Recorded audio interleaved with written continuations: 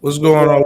It's your boy at Big Game James _36, and this is Big Games BS brought to you by Dead Media Group. I mean, listen, man, until we keep hitting it. I mean, I got some good bread stashed up, but we're gonna again we hit the 1,000 views on all of our different platforms. So that's $300 each show that you can actually make. Actually, $400 because if we can get that YouTube one to 1,000 views, that's a little bit. The monetization is a lot better. So we'll give $200 once we get to that one. And if we Facebook 1,000 views, we've been getting close to Facebook. We've hit Twitter once again, and I don't really care if you like me or don't. You don't sucking up doesn't help. Hater views count just as good as the regular views. So if you would tell a friend to tell a friend. They give money out around here. So, that's just something to do. But it's brought to you by thehumidor.com. Thehumidor.com is the go-to website for all your cigar needs. Cutters, lighters, humidors, humidipacks. They've got a wonderful pack when you buy their cigars that, they'll put them in. So actually, when you buy a cigar from thehumidor.com, just one, doesn't matter how many you buy, they will put them in a humidipack that stays for quite some time. They'll also put a cutter in there, and you'll get all those good things going on. And just you also get 20% off when you type in sports in, and you get free shipping if you go $150 or more. My guy Blake keeps them in business, and then just a lot of good stuff. What I'm suggesting is, and we're going to do for Father's Day, a couple of things I'm going to do. I'm going to get, if your father smokes cigars, and you can show me that you are subscribed to the show on the different channels, YouTube, you follow us on Twitter, you follow us on IG, you follow us on those different things. I am going to do, and you say, you text Father's Day in these shows. I'm going to put, you saw how we do the randomizer. I'm going to give a $150 gift pack to a father for Father's Day of my favorite cigars. So I'll ship it to you. It could be for you. It's gonna be my way of saying Happy Father's Day to you. Again, I want to give back to that company. If you're in Jacksonville and you want to smoke at the best cigar lounge on the planet, come to Goodfellas Cigar Lounge. That's where we shoot our show. That's where you see me hang out. That's where you see me get fly, get dapper. We're doing Juneteenth the right way. We're not doing Juneteenth the coon way. Like a lot of you motherfuckers are like around here shucking and jiving. Like I talked to you guys about, I'm a Republican. A lot of people fail to realize this because I'm actually a real free thinker. I legitimately have my own thoughts. But that being said, I am a fiscal conservative. And if you want to say a social liberal, I'm a social liberal. I don't care who you're fucking as long as you're not fucking me. And that's just a way of life that I think everybody should adopt. But I love the Second Amendment. I love my vices. I love all these different things. But Juneteenth, like the Black Republican, I get Black Republicans emails, and it's such a shucking and jiving shit. Like I can't deal with that, man. Like I don't give me fried chicken, watermelon, and cornbread. Like let me rephrase that, because I think you're communist if you don't like that shit. But that don't make that on my flyer, right? Like, but what we got going on here at Goodfellas is it's always a celebration here at Goodfellas. But we definitely have a celebration of life and freedom and liberties. It's not a new holiday, guys. It's new to you guys. And what I want to suggest to you, to my pilgrim friends, is just enjoy it. Just love it. And anytime you can barbecue is a good time, man. Like, so there's no need to hate on it or whatnot. It's just good vibes, and check us out. So the sports world, what's been going on since I left? We did a great show on the NIL movement, brought to you by Mikinobi 1851, where we discussed the comings and goings of name, image, and likeness and all the things going on. There's going to be a big ruling by the SEC, not the conference, like Securities and Exchange Commission, for those who are actually into business and things like that. But they basically dictate how we all operate as a business. And right now, they're doing a hearing on if college athletes can be viewed as employees. And the NCAA is hell set and hell bent against being able to see that for a variety of different reasons. So, stay tuned for what's going to come out in the coming days in regards to that, because that will have direct implications on name, image, not just name, image, and likenesses, but college athletes being paid, whether you agree with it or not. But when you look at the moves that the SEC, the Southeastern Conference, the Big Ten, and what some of the big boys are starting to do, I think they're gravitating toward that. And I think it doesn't matter what the NCAA believes or how you feel about it. This shit is probably going to happen. And I think right now that will probably level the playing field a lot more than what it is currently. So, but the big news coming out is the NCAA is stepping up its enforcement of current name, image, and likeness rules. Some of the big rules that are there are universities aren't supposed to be able to reach out and get deals. Now, each state has different rules, but across the board, that's something that they don't want to do. Secondly, it cannot be pay for play. Very hard to prove, but really what they're saying is, like, if Jared versus from my alma mater, defensive end, who I think is poised to have a big year, we can't have a deal set up for him where for every time he gets a sack, he gets $200. Like, that can't be. That's the basics of pay for play. It cannot be.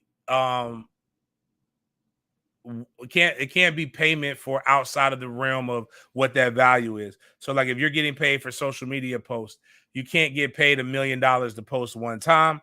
That's like illegal. That's the old school. The guy got paid $20,000 to turn the sprinkler head on, and you have to have an account for what's been going on with your deal. So the university has to get that. So, and also, and boosters cannot have the context. So one of the things that's been cool about, I actually think it's cool. I have no problem with John Ruiz. I think John Ruiz is dope. I wish if I were a billionaire or even called a billionaire, I might do this for Florida State. I'm more apt to do this for Florida State than I am to give them $1 million a year. I want to win. So, like, I'll be honest with you. If James Coleman ever becomes a billionaire, James Coleman's going to use every resource to make Florida State into a winner. It's no different than what T. Boone Pickens did at Oklahoma State. It's no different than what a lot of notable boosters, everybody, Oregon's with Phil Knight. You use your resources for whatever you're passionate about. And these guys are passionate about their university. There's nothing wrong with John Ruiz being like that. And he has a company called Life Wallet. I'm going to sit here and be honest with you, as a guy who sat and, has seen some of the deals that with some of the clients that have done stuff with Life Wallet, I have no fucking idea what Life Wallet actually does. But that's not my business. I do know a lot of his value, the valuation of him personally came from the speculation of what his company was actually worth. And I've never seen anything like a stock lose 93% of its value in a week. So, but a lot of that comes from guys looking into what the business is and is the business legitimate. So the NCAA has to go and check to make sure, because I haven't seen a Life Wallet commercial featuring the players. I haven't seen a ton of social media posts. And trust me, even though I'm not a Miami fan, based upon the algorithm with and how the big three operates, and that's Florida, Florida State, and Miami, and the trolling that they do, enough people have talked about this to where you'll start seeing the things that come up. And again, I personally don't give a shit. I want the athletes to be paid. I just think, that's what the NCAA is doing. They're stepping up their enforcement of the few rules that they actually have. And he's been put under the microscope when it comes to that. Do I think anything will come of it? No, I honestly don't think anything will come of it, because I think, you can say it's effective. The contract is effective when the football season starts. There's a lot of things that you can do, but I know it does slow down the different deals that are coming up for name, image, and likeness for the University of Miami. But he's also not the only guy. Drew Rosenhaus does with a lot of people, but he's a Miami grad. He's doing a lot of things for the University of Miami. I have a former teammate, J.R. Bryant, who works with the agency. Escapes my name, but they're doing a lot of stuff for their athletes. They represent a lot of MMA fighters. But most of the people who have really been kind of making the moves with these name, image, and likeness deals are agents. And rightfully so. What better way to show a potential kid that you can represent his best interest in the NFL and when they become a pro by representing their best interest right now? So it makes sense. I'm all for it. Power to the people. Get paid, young brother, get paid. What does John Ruiz get out of being? Because you said there's other boosters doing kind of the same thing. What does he get about making himself so public? It's a good, and that's a good question. Miami is one of the what Miami and Florida State rose to prominence in the 80s. And very braggadocious, and a lot of badassery. We were not what they would consider the blue blood schools. So when we came on, it was anytime, any place, inner city kids, in Miami even more so, because during that time, Miami was going through Miami in the 80s was like the cocaine capital of the world.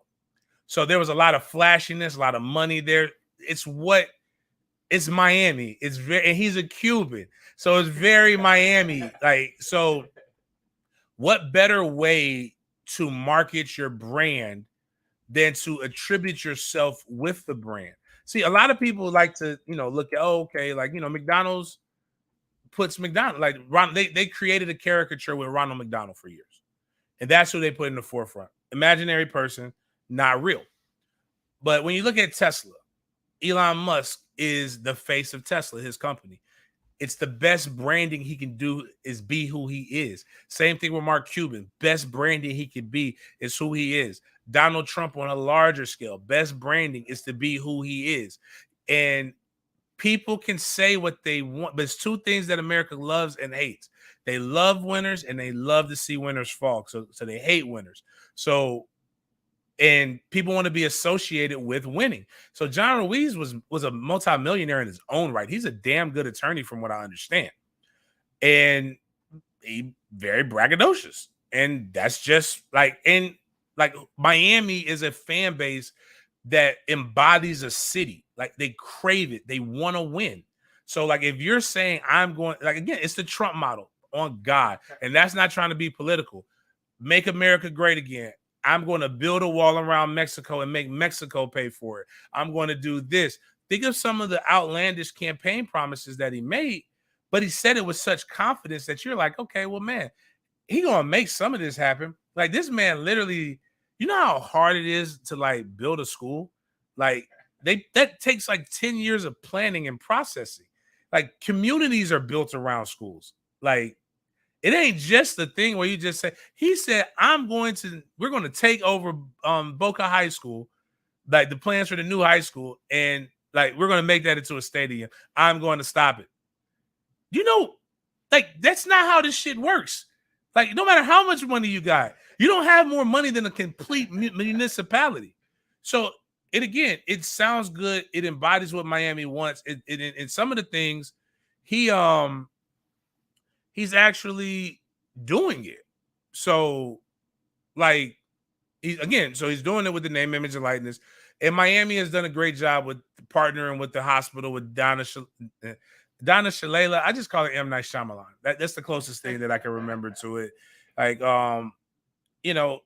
Miami is Miami, and you can be a hater or you could just be an appreciator, and it's his money, and he's doing what he wants to do with his money. But like again, it's branding, it's putting yourself in the forefront. So and if Miami becomes hot, he becomes the face of Miami boosters. And I'm gonna be honest with you. Coming up on Juneteenth, and I say things that probably aren't the most popular way to say it, but you were thinking it.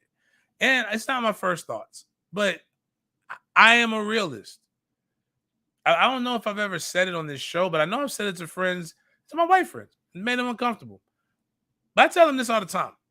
If the shoe were on the other foot, and I had the means to do it.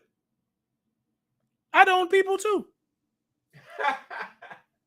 I don't think I would be cruel, but it's what you don't want to realize because we get paid. People don't look at slavery like American slavery, which was chattel slavery, one of the worst forms of slavery.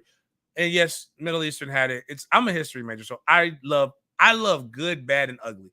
I read all of that shit. It's how I know not to repeat it. It's also when you really talk to a history major and you look at the world, it's terrifying because the one thing they always say is history repeats itself. But nobody wants to believe that shit. They just believe that magic pixie dust was sprinkled on the world and it all ended. But that's not my point. Is people own NFL teams or pro franchises not because one, it's only 31 individuals in the NFL can own a team as a majority owner. Right. So only 31 people can own some of the most fit, in shape Americans. 70% are African Americans in a field while other people cheer. So what I want people to realize is this. So before you jump me in the comments, gladiators were slaves in Rome. And Rome needs her gladiator games. That was one of the things everybody said. They were also some of the best treated people in Rome. Nobody pays attention to that. They were rock stars. They were able to have endorsement deals. They were able to eventually own their own freedom. And you know what a lot of them did? They set up ludices, gladiator schools. So like when you think about LeBron James, Tiger Woods, Michael Jordan, the best of the best gladiators that want to go and buy teams and set up ludices. It was people actually saw how good it was that they volunteered themselves to become gladiators because they were treated better than a lot of humans. That's your little known history fact from Big Game. Go do the research. I promise you, it would change. History is so much fun. But I say all that to say is like only 31 people can own an NFL team. I think it's only 30 NBA franchises, 20-something MLB franchises, and hockey. But what else can you do? If you are a multimillionaire booster at a university, you are on that level for your university. And college is more rabid than pros. So like FSU, Florida, like everywhere you go in the state of Florida, you're going to find a large fan base for them. So to be recognized as so I remember there's a guy, Stumpy Harris is the Bull Gator of all Bull Gators. And Bull Gator is like the top level you could be at the University of Florida. I got to hit my guy up, but I happen to have a really good relationship with his grandson. And Stumpy Harris spends millions on the University of Florida. He also spent, and this is what made it real. I made a lot of money in my last 2 years in the gym business. Like the gym made a lot of money. He spent on tickets what I made for my gym. That's a lot. That's a lot. That's way more than what I make too as a living. It was very humbling. But when I remember I made a comment about a coaching search, and I said, and I wrote an article about it, and a guy made a comment.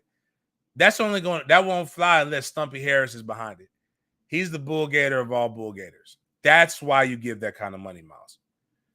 Is because everybody recognizes, no matter if it's about, my grandmother says, and people don't believe it, but my grandmother and my mom, I'm learning more and more, were wild women with their statements.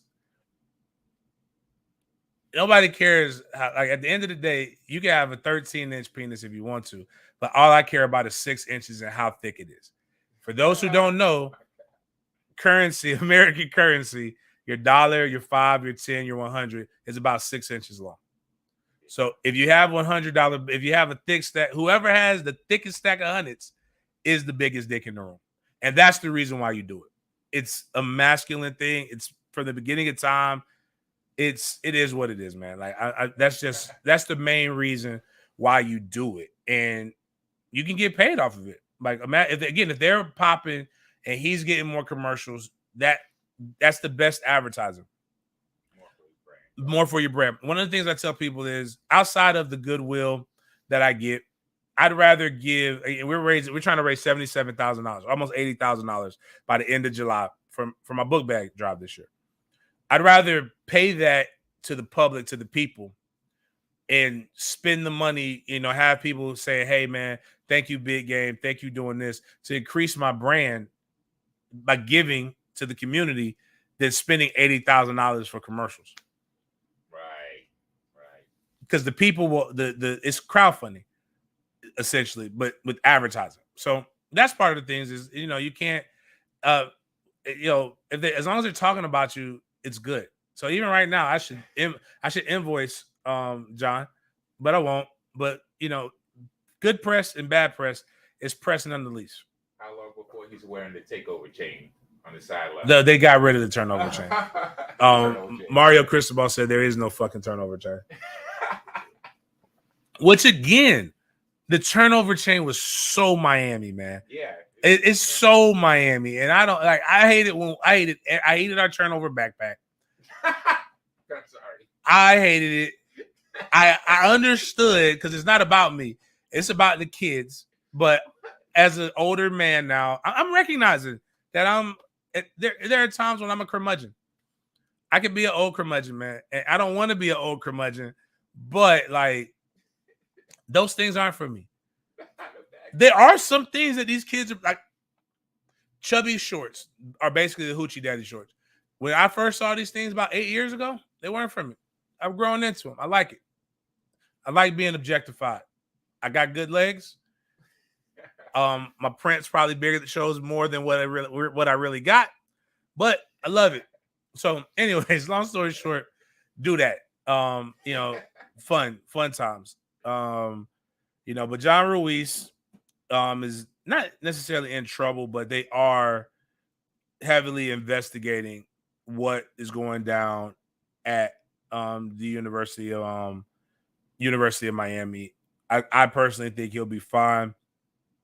But I do think that this is how you curb things. And then one of the other things that I brought up on the Mikinopi podcast is that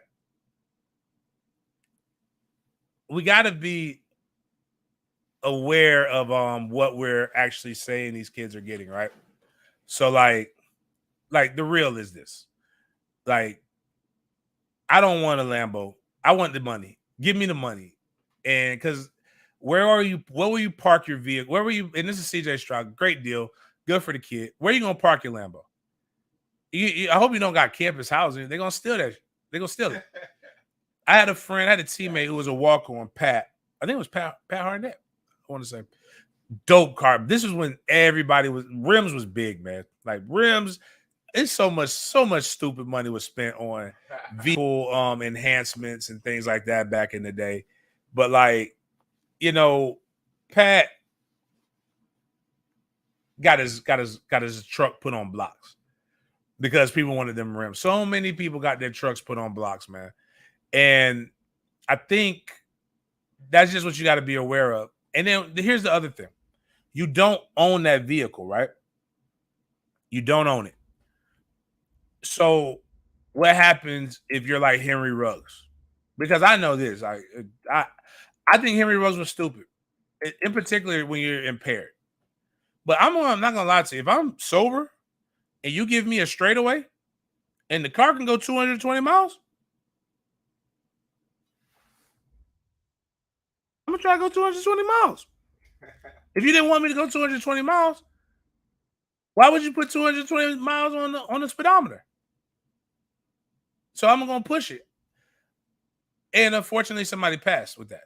Now, I won't even get into what the lawyers are doing lawyer stuff. And actually, lawyer might actually get him some time reduced because his lawyer is pretty good. And it's not because of his name. It's just because police officers sometimes do shoddy work, and firefighters as well. But he owned the car. So him and his insurance are the only people liable. So insurance company sues the other insurance company. Families or the victim sue because there's some damages that aren't covered by the insurance company. What happens if CJ Stroud gets in a wreck with I think he has the G-Wagon now. What happens when he gets in a wreck with that? He doesn't own the car. So it's not a $250,000 endorsement deal. It's a $250,000 car. It's about $2,000 to $3,000 a month endorsement deal. But you're liable. CJ Stroud's liable. The NIL company that got him the deal is liable. The dealership that got him the deal is really who owns it, and they're liable. So I'm not putting myself in that situation for the liability as a business owner. More power to CJ. Love it. Stun on them hoes, bro. But I'm just telling you as a big brother OG that you just be careful how you move with those kind of things. But moving away from name, image, and likeness, there's a lot of stuff that is happening in sports. And I guess I could say was be careful how you move. Especially when you make it to the pros. Fat Joe was on one of the best podcasts out right now, Math Hoffa. Have no idea who Math Hoffa is. I think he's a battle rapper, but his podcast is dope. But I have embodied the life of what Fat Joe has been talking about for the majority of my life without even having to listen to him. If you're really from the hood, right? Everybody who's from the hood has people that you're inadvertently associated with. I'm not gonna mention my god brothers' names, but I have god brothers who are heavy in the game. I hope they're not anymore, but I know when we were coming up, they were heavy in the game. I have known them guys my entire life since I was like 5 years old. I don't know none of that shit. I'm not involved in it. I love them. Their mom is like my second mom. Their dad fed me in college. I just know him as a good person. But what Fat Joe talked about was, and I've heard Dame Dash say the same thing, is once you become hot or good in your circle, you have to move away from people, man. That are doing the illegal things. Because if they go down, they're gonna come for you. See, probably what's happening with Young Thug and Gunna right now. People in their circle weren't doing those things. So Fat Joe was like, he had to really encourage his guys to like either leave the life or leave him alone. Dame Dash said the same thing. I think a lot of people in pick on Young Jeezy because he basically did the same thing once he became famous with Big Meech, who was one of the biggest drug busts in American history. Ain't nothing soft about that. You just got to do what you got to do. So you have to leave the lifestyle alone. And what I mean by that is, or have what Chris Carter says, you got to have a fall guy. Everybody got to have a fall guy, man.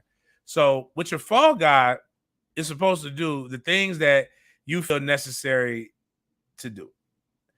We're a pro cannabis show here. I have no problem with weed. I think weed is amazing. I wish I knew more about marijuana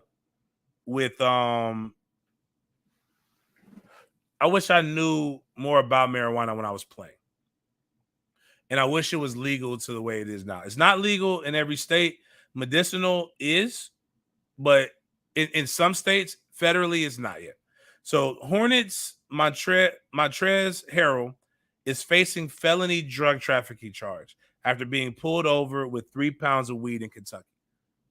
So what I mean by that is, bro, you got to leave that lifestyle alone.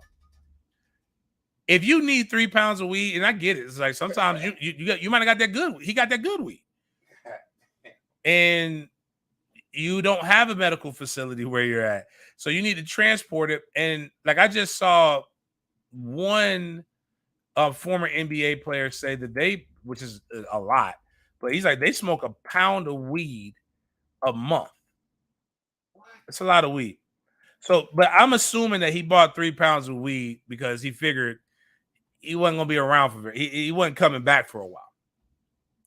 But you got to know the consequences that come with your shine, your celebrity, and you going out and buying that amount of weed. Do I believe a millionaire basketball player is trying to set himself up to be a drug kingpin? No way in hell. Because one, he could probably afford to buy more than 3 pounds of weed at a time. With that being said, he plays for the Hornets now, though. With that being said, go have somebody else buy that and take care of the brand. We had this saying in my neighborhood in Rockbrook. He who can post bail does not go to jail. And people are making this what it's not. And maybe they are, maybe it is what it is. Maybe it is that. But it's also not that at the same time. I know people are probably confused as hell, like, what is Big Game talking about? It's one of my favorite sayings in the world when I say multiple things can be true at the same time. This is a multiple things can be true at the same time. It could be racially motivated. But if you didn't have 3 pounds of weed, you wouldn't be in trouble right now. So, as Stephen A. Smith loves to say, stay off the weed. Chill out. Or just wait. And then what he's facing right now, and I always ask people this, was it worth it? Because right now, your name is in the news. You're going to face a fine with the NBA. You're going to have to pay some lawyers, so your pockets are going to be tapped. You're facing a Class D felony for a first-time offender, and under state law, it is punishable by 1 to 5 years of incarceration or a fine ranging from $1 to $10,000. He probably will pay the fine. He probably will get some probation because he's probably got a good enough attorney. But right now, you're giving yourself a lot more hell than what you necessarily needed it for. And just have somebody buy your weed, man. Like every other American, like every other smart American does, or smart athlete does. No judgment. I'm just a firm believer in staying out of stupid shit. Call me crazy. Keeping with the NBA theme. I love a good, solid win. And no win is more solid than this. And it's also kind of terrifying. I'm not even gonna lie to you. It's a little unnerving. As a guy who gets a chance to speak, gets a chance to go backstage at a lot of things, gets a chance to see a lot of VIP events. I tell people, I just at an arena watching Young Jeezy in a box, but I know a lot of those people who work safe. That's the name of the security agency. They don't get paid enough. But I also think that at a certain point, you should know what a more high-profile player looks like. Yeah. I've been called racist for the way that I talk about these guys, but I really don't care. It's a tongue-in-cheek joke. I call them light-skinned devils. You got to know my family. My mama could pass for white if she wanted to. Like, I don't really care what people have to say about that shit. Like, but I actually admire Steph Curry. Like, he's really, really good. I just don't know how he's that good. There's no way you can you're not supposed to be able to shoot the three that good. I think he made a deal with the devil. And if you know about, again, history and Black culture, everybody, there's like the people who got really, really good overnight, they said they met the devil at the crossroads. And that's where you can go meet midnight, full moon. You can meet him at the crossroads. You can tell him what you want. He'll make you extremely good at it, but you have to sacrifice your soul. So it's a tongue-in-cheek joke. I think a lot of it's easy just to say write off some of the shit I say. It's harder to be smart. So I forgive some of you guys more so than anything else. And if you feel like I'm talking about you, yes, I am. If the shoe fits, wear it. That's my new motto in life ever since I had a friend get really, really mad at me. And I'm like, all right, shoe fits, fucking wear it. But what am I saying? The NBA Finals is going on. The last game, there's a guy who's literally made himself famous on YouTube because he has a somewhat resemblance of Klay Thompson, who looks like John B to me, the former R&B singer. I would see this guy. I don't think this guy looks anything like him, besides being light-skinned and tall. Or he might even be white. That guy does not look like Klay Thompson. If I'm Klay Thompson, I'm offended. That guy's got a little chunky face. He has no arm definition. Like Clay looks like an athlete, man. Like, let's be real.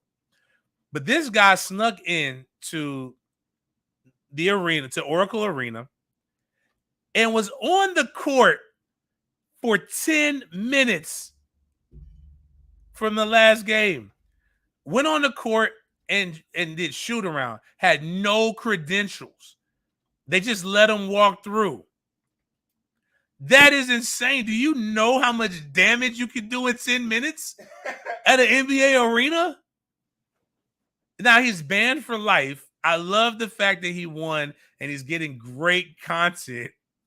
But yo, that shit's bananas, man. Like, this should never happen. Like, you guys see that, like, the wildest part about this is these same security guards literally work every game. Like, it's not like you get to know them. You'll see them. Hey, Miss Shirley. Hey, the same lady who works the food counter, she works the food counter every time. The same person who works this thing, he works the same thing every time. This guy looks like, now, if you want to tell me in 20 years when Clay has stopped working out and just smoking weed and eating, all right, that's who looks like him. But like, this guy doesn't look anything like him. Matter of fact, I'm looking at him. He's not even tall. I didn't even realize that. He's bigger than the average human being, but he's not. Like, Clay is, how tall is Clay? Let me Google this. Because Clay is NBA player, you gotta be over 6 foot. He's 6'6". That man is 6'2" at best. If you don't, you saying, oh, that's only 4 inches? Ask your girl about the difference between 4 inches. That's a lot. Like, nah, man. This is, again, kudos to fake Klay Thompson. Everybody that works security, you poor people, should be fired. Except for the one lady who I know, everybody probably hates her at the arena, but she's doing her job. Everybody has that one person that really, really loves to do their job. Comedian Gary Owens talked about how he went to a football game and got on the sideline, and the security guards recognized him and said, man, you with us. We know who you are, bro. You go come here. And then the one security guard that actually did his job, but wasn't cool at all about it, ran over and said, he can't be here. He doesn't have credentials. He needs to get off, blah, blah, blah. And he was like, man, sorry, bro. And then somebody else radioed to him, tell Gary to come over here with me. That dude don't run my section. But this is the reason why you have to have these people. Man, that lady ran over there so quick and said, do you have credentials here? All right, you got to go. You got to go now. This is why that looked like Josh Newberg right there. Like, Josh Newberg, 247, former 247 guy, was hanging out with former with not real Klay Thompson. But that's just wild, man. Like, security got to step it up, man. Like, anything can happen in 10 minutes at these arenas, man. Like, the world is crazy. Like, the world has literally gone mad, and we got to make sure we're protecting people. I will, again, shout out to him on one hand. It's epic. Shame on you people on the other hand. Like, you security people. Like, I get it. You're making very little money, but come on. Now, NFL. And one of my favorite things, and I think I gotta get my shirt lines back up. We're gonna always have the MFTK things. And remember, anything that you buy from shopbiggame.com, all profits go to the book bag drive that I have at the end of the month. We got to raise close to $80,000. Need that help. Very stressed. Don't know how I'm gonna do it. Got some big companies kicking in, but it's $36 a book bag. A lot of money involved, but cool. I am now more on the bandwagon that Jimmy Smith should be a Hall of Famer. I never really thought about it. I just looked at it as a kid. And Jimmy Smith and Keenan McCardell were both very, very good football players. But I didn't know the Jags, right? I knew them a little bit because, like, they're not from close to Tallahassee. I played Madden a lot as a kid. I do remember, I think it was Madden 94. where they put the Panthers and the Jags there. You can play them in exhibitions, and they automatically made them 99 overall.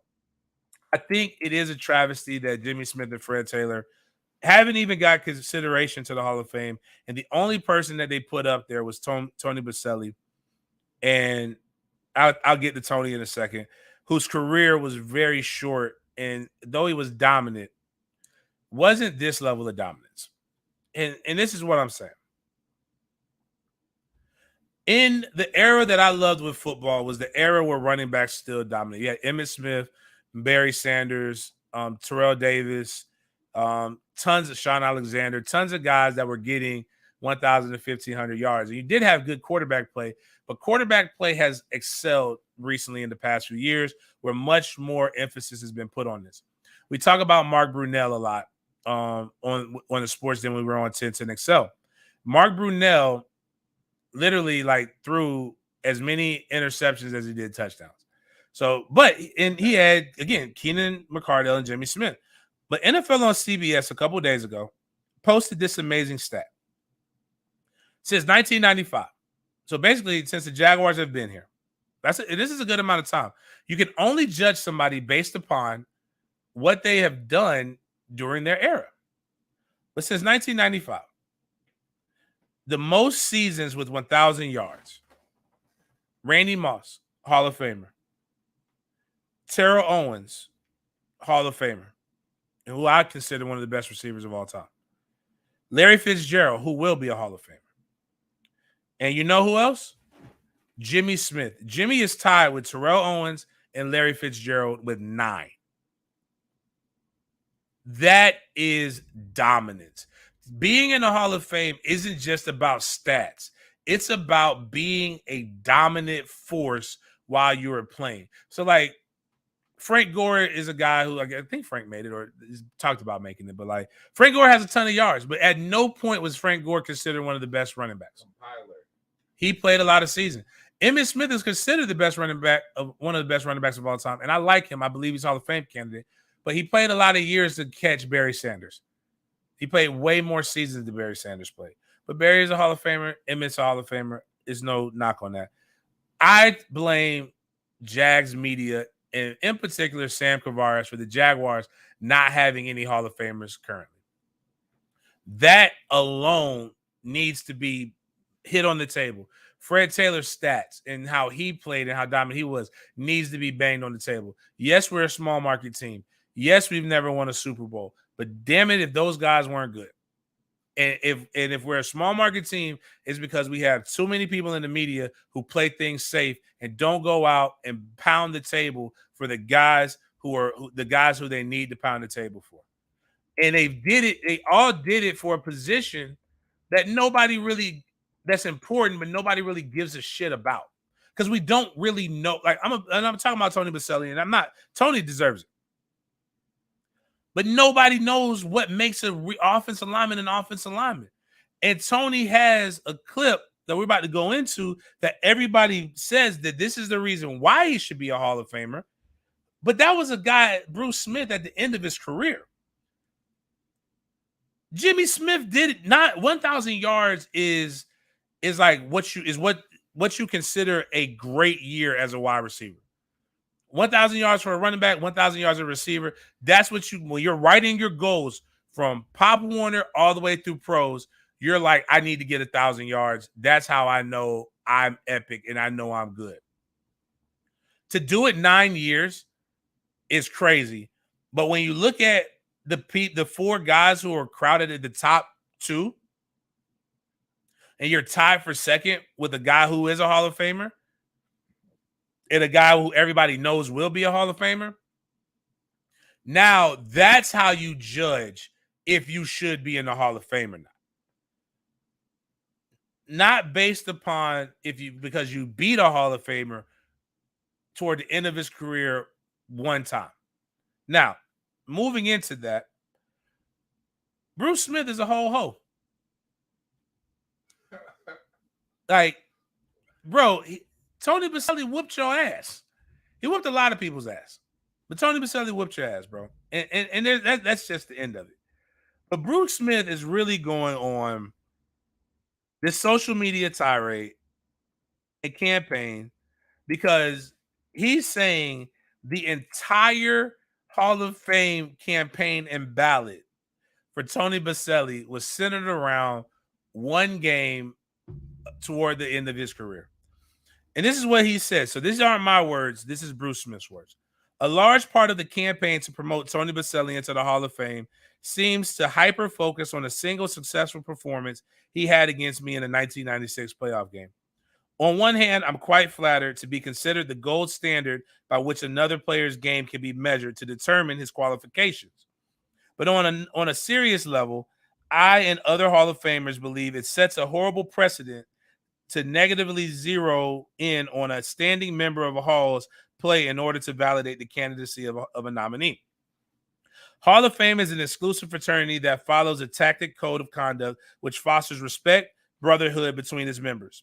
Given the opportunity, any Hall of Famer could use his credentials to boast about his dominance over another member, but such behavior is deemed inappropriate because of the friction and discord it could create within the group.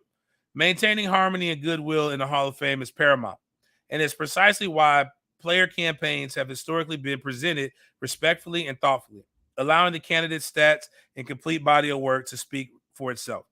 Resorting to underhand tactics like targeting a Hall of Famer and hyping one game matchup to bolster a nominee's merit, as Tony's supporters have done, undermines the integrity of the Hall's election process. It also invites otherwise unnecessary commentary and scrutiny around this candidate's worthiness of becoming a member. Since Tony's advocates have slid headlong down this slippery slope and dragged me unwillingly along, I have a few thoughts to share. Tony was a formidable opponent during his brief career, but I find it difficult to compare the totality of his body of work with those in the NFL's greatest left tackles, with the exception of Anthony Munoz, John Ogden, Willie Roaf, Walter Jones, all protected the blind side of the quarterback in 12 seasons. In Jacksonville, it was Leon Searcy bore the brunt of protecting Mark Brunell's blind side, while Tony benefited from protecting the extremely talented, mobile, left-handed quarterback spot. So what it means is the blind side of a lefty is his right, and that's where Leon Searcy played. Leon Searcy, amazing right tackle, hell of a punch, large mammal. During my 19 years in the NFL, several left tackles such as Bruce Armstrong, Richmond Weare, Will Wilford all had stellar games against me. Perhaps they too would be wise to build Hall of Fame careers against him. Hall of Fame, NFL Hall of Fame 09, NFL 100 team, all-time sack leader. So what Bruce is basically saying is, if this is how Tony Baselli can get in, why aren't there better? He's basically saying, why aren't there better left tackles? And I agree with him slightly. But I also believe, like, at the end of the day, he did whoop your ass, bro. Like, it was a solid ass whoop. And I don't think anybody, and I think what I remember people commenting on it, it's not that he just whooped your ass. It's that nobody had whooped your ass like that before. It's like the guy who knocked out the barber who knocked out Suge Knight. It's not that, and Suge Knight's been knocked out probably many times before, and he's been knocked out since. But it's the fact that a barber knocked your ass out, and he was the first one to put a dent in the armor of one of the most badass guys that we've been able to talk about. But I do agree with Bruce in an instance that Tony's commitment to the community, Tony's goodwill, and he brought up some of the knocks. One of the things about Jonathan Ogden, Anthony Munoz, Walter Jones, a lot of these other great left tackles is their longevity. It is not Tony's fault that he got hurt, but that's also not the fault of the other guys for them being able to play long. Longevity and dominance is one of the things that makes you Hall of Fame worthy. Again, that's what Jimmy Smith, Fred Taylor, and those are the guys that the Jacksonville Jaguars have not done good campaigns for, and probably would have been better off, and somebody would have probably been able to get in the Hall of Fame a lot quicker. But kudos to Tony Baselli. Chill out, Bruce. Like, just wild, you wilding, bro. There's no need to do all of that. Hate O'Clock brought to you by Green Acres Sporting Goods. It's definitely duality in sports with sports stuff. And I will have run out of time, so I can't really get into all this stuff, but we'll have a show tomorrow as well. I could talk about how I'm going to use tomorrow's 8 o'clock for that stuff, but 8 o'clock brought to you by Green Acres Sporting Goods, the go-to outdoor shop for all things that you want. Man, I just talked to Z today. Z is like a wealth of knowledge when it comes to guns and gun safety. All these different things that you need to do. Hold on, I'm trying to find it right now. But he sent me this, and I'm telling you, they got one thing they've had all the time, and everybody else was complaining. They got bullets. You know how difficult it is to shoot a gun without bullets? Doesn't make sense. You can't be a good guy with a gun without bullets. So the Biden administration is moved to choke off 30% of the 22.223 and the 5.56 ammunition off the commercial market. You're in shorts and t-shirt. It's 10 months out of the year. Basically cutting off. Layman's terms, they're cutting off bullets. They got plenty of bullets at Green Acres, so when they do that, it rises the cost of bullets. Not getting political, just that's what the fuck is happening. They have bullets right now. You might want to go buy them now while it's a little bit cheaper before the price of a brick goes up. Right now on special. They have 9mm handguns, pump shotguns. Very lightweight if you really want some other guns, you can probably hit me up. I probably could get them for you and just can't advertise them. I'm about to go try to shoot bow and arrows and crossbows just in case this thing that all you my conservative friends are preparing for, because I just need to know how to use these multi-bursts. I want to be like Call of Duty and all these guys. I want to be, or John Wick, more John Wick than Call of Duty. Go get your guns. Shout out to my guy Nate Weare. We were just talking offline about getting some guns. Nate, I'm going to tell you and tell others, and this is going to make people mad. Yeah, the comparison. All you people who say, when somebody says I'm about to get a gun, and you just immediately say, oh, you got to get a Glock. You are the I only smoke Cuban cigars people of the gun industry. When somebody tells me, oh, I only smoke Cubans, or is this a Cuban? I immediately, you know what I immediately know? They don't know shit about cigars. I like Cubans. I own Cubans. Oh, excuse me. I possess them. I don't buy them. That's illegal. I possess Cuban cigars. They are good smokes. But I enjoy my Nicaraguan smokes.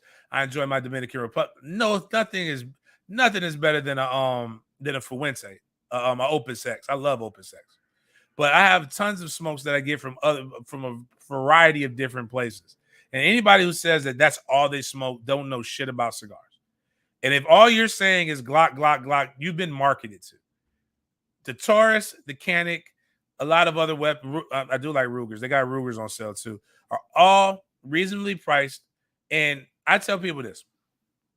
I think I got this from my father. Do you want to fight pretty or do you want to go home? It's not about being the cutest in a gunfight. It's about self-freaking defense. And if you want to defend yourself and defend your family, no better place to go than Green Acres Sporting Goods. These guys will give you the real about guns, gun safety, and the things that you need. With this Father's Day coming up, and Miles, I got some work for you. We got people hit me. If you send me a recording of if you're a father, I want to know what you love about being a father and what it's like to be a father. If you have a father in your life that you truly love, I want to know why you love that father and why, because not enough is being said about good fathers. I ain't seen a Father's Day commercial besides what I say. It's terrible. Ali, what's his name? Ali, the comedian, Miles. Sadiq. Ali Sadiq has a great thing that I just shared on my page. The top two holidays are Christmas and Mother's Day in America. Father's Day, they did a poll. Father's Day finished 20th behind Columbus Day. I know people who say, "Oh, you don't want anything." Yes, if you're a good father, but at the end of the day, we don't honor fathers, in particular African American fathers. I'm tired of this bullshit ass stereotype. They've done tons of research that say that black fathers are the most involved fathers of all races. We just don't marry y'all because y'all a bit much sometimes. I don't know if you realize this. We ain't got time for that shit. We're trying not to die by black people. Because most of the murders are by most people who die at the hands of black people are black people. I don't know why you white people are afraid. Like black people kill black people. We got cops.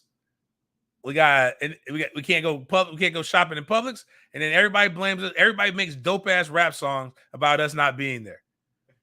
But I will say this: as a guy who didn't have a father who was there, but I do know my father, and all he did was the best he could do without, he was there, but he wasn't.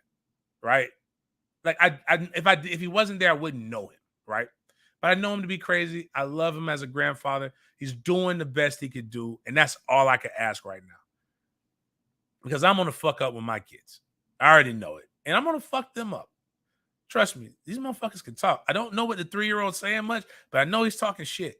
And the 9-year-old is smelling himself already, and he smells. I don't know how he went from. That's one of the craziest things about boys and babies. They go from smelling amazing to being stank everywhere, and they don't want to bathe. I had to almost threaten my little cousin and my son that if they didn't take a bath, I was pulling out my belt. But whatever. I want to know what it's like for you as a father. Nonetheless, we're going to do a collage. We're going to do a promo on Sunday. I hope it'll be done by Sunday. I want to honor fathers. You don't have to be black. You can be white. You can be Iranian or whatever the stuff is. I just want to know if you're a dad, what you love about being a dad. And my first hate o'clock starts with this, because this one hits close to home.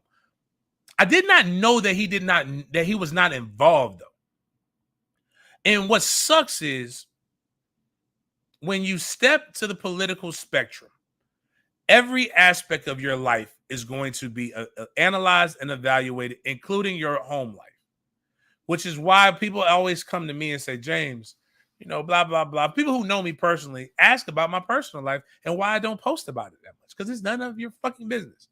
And it's my way of protecting what I hold true and dear, because I will fuck you up over my family. It ain't you can say whatever you want to say about me.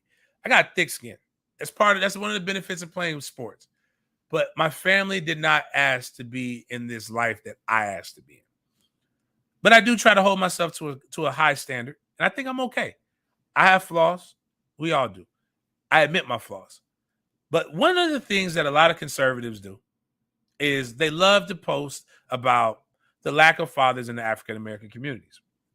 Now, you locked up a lot of them on bullshit, bogus drug charges, and so nonviolent crimes. But once you go to jail, most people become violent offenders because of what jail is like. It's not rehabilitative.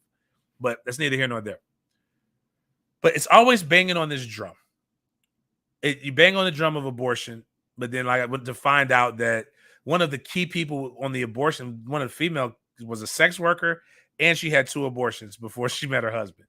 But now you're against abortions. It was cool for you when you were struggling, but it's against that. Wow. And there's some wild stuff. Some Jewish synagogues are suing because it's against their religious beliefs in certain situations. But whatever, do your own research. I love Herschel Walker as an athlete, and one of the calls of a lot of people is stick to sports unless they agree with you. This is a case where I wish Herschel wasn't in the condition. We know he's got schizophrenia. We know CTE is there. This man has lied about being a police officer for whatever reason he did that for. But none of those things bother me. Nothing pisses me off more than not being a father to your child, and to be a hypocrite, because he has banged the drum about fathers not being involved in their lives. And the kid that they're talking about, their mother was a Garnet and Gold girl when I was at Florida State. And I've seen her post pictures of this handsome kid. He looks just like this motherfucker, except for light skin. Actually, he looks just like his brother, the one that's literally right now, in my opinion, the one that's gay, that's literally trying to to get the attention of his father by doing a lot of things that, and I'm like, man, this ain't gonna make your dad accept you, bro. Yeah, that's a weird thing. But Herschel Walker said he worked in law enforcement, but he didn't. But that was going to be a joke of mine. But the fact that you are a Weare and you're not involved in your 10-year-old son's life is an abomination. I don't hang out with people who don't deal with their kids. I have friends, when I found out that they don't pay child support, they don't do what they're supposed to do, cut them off. There is no in between.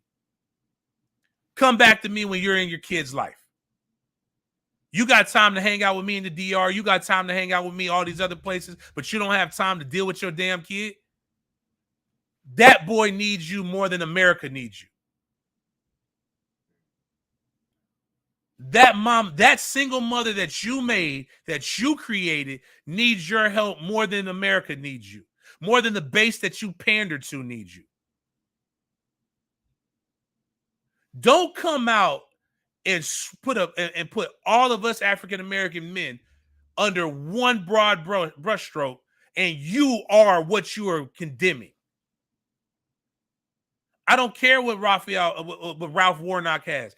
Multiple things could be true. You can think he's a dumbass. You can think Democrats are the devil. You can think all of these different things, but you know, being a father, not being a father to your son is terrible. Especially with this holiday coming up, where the guys like me, the guys like my friends, the guys the reason why I call black fathers unicorns, because nobody fucking believes we exist. That's bullshit. That's hating your own kind. That's what I mean. And it is not a knock on what, I don't care if you were a Democrat. If you show me a Democrat, because I'm not a Democrat, but if you show me one that ain't being good to his kids, I'll tell you he's a fuck boy too. But that's who you honor?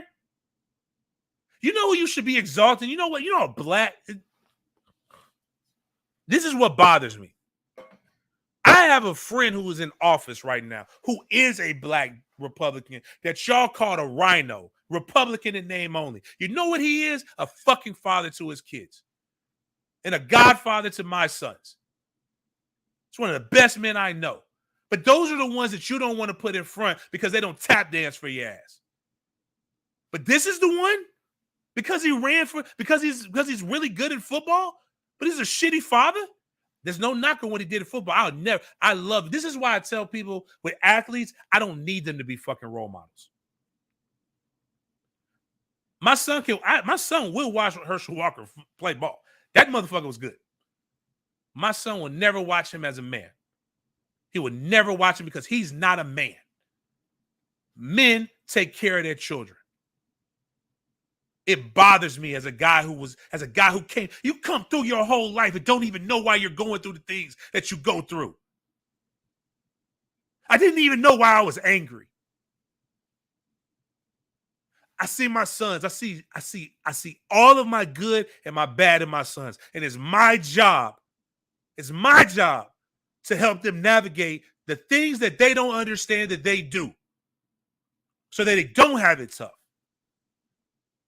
And the day that you see me bashing another father and I'm not handling my fucking responsibility is the day you need to call me the fuck out too.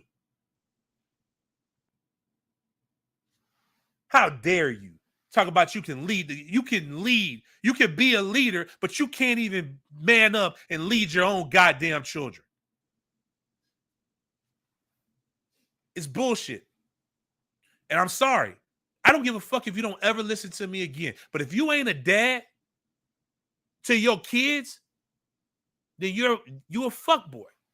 There's no other way for me to explain it. Phenomenal football player, excellent football player. Would tell anybody, watch him. His work ethic is amazing when it comes to sports. But you dropped the goddamn ball, and I had no idea that you weren't involved in your son's lives. Your son, not sons. I don't know about the older one. But the fact that you got a young African-American boy that looks just like you, that's going through the world, the way the world is today, The kids need us more than any other generation needed us. You talk about manhood. Who teaches the kid how to be a man? And the kid is mixed. Who's going to teach him how to be a black man?